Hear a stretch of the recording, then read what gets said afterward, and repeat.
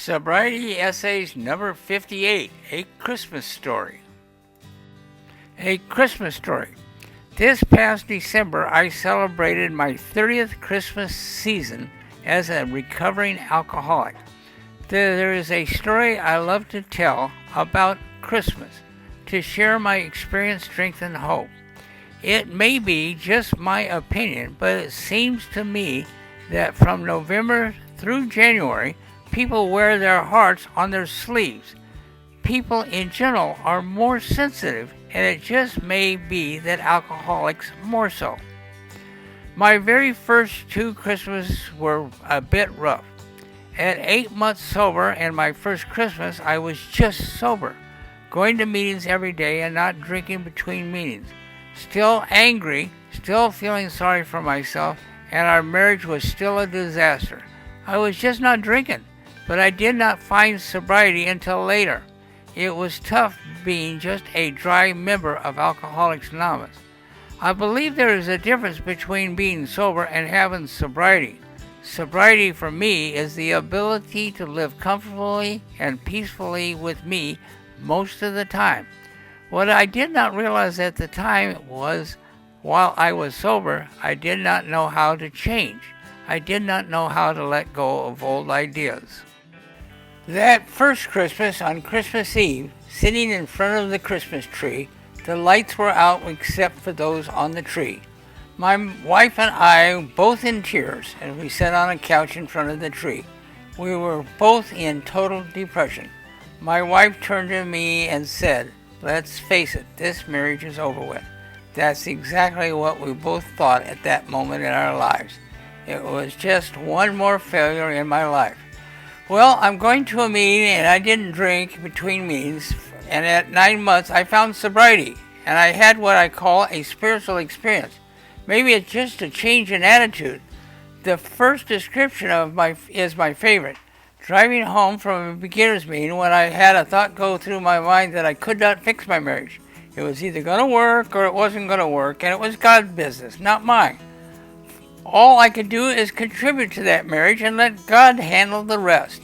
First, I lost all fear of when she was going to divorce me. Second, I did not know I was working the third step by turning my marriage and care over to God. 2 months later, the marriage just changed. Just blossomed.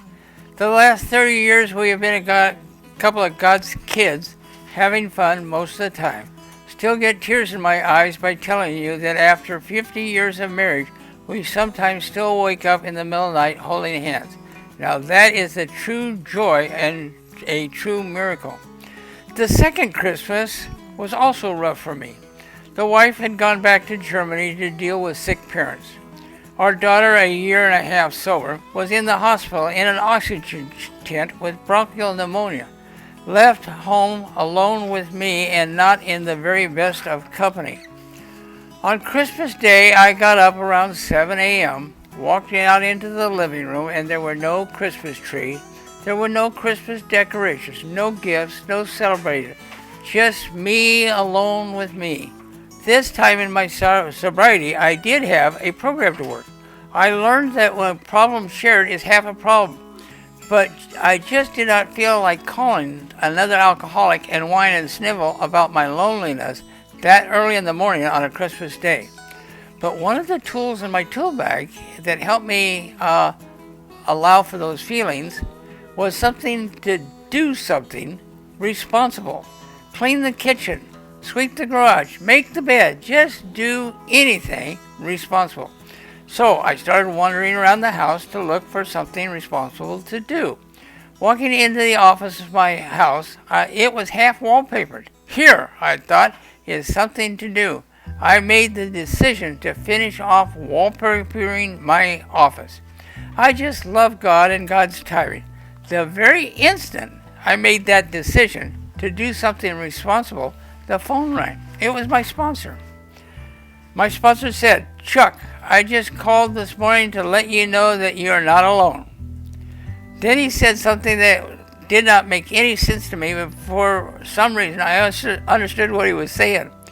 He said, I have no idea why God has your daughter in an oxygen tent right at this moment, but maybe he just wants her off a highway for a few days. Made no sense at all, but I understood that God was in control. My day just changed. I just lit up. My whole attitude and outlook turned 180 degrees. Just one telephone call from a close friend changed my day. I got busy and I started wallpapering my office, and the phone kept ringing. I was invited to a home of some AA friends for a potluck. While I was there, the hospital called and my daughter was being released. I picked her up and we both went back to a room full of AA friends. It turned out to be one of the best Christmases in my life. Just a single phone call from a rough, tough sponsor. I just wanted to let you know you are not alone. My life changed.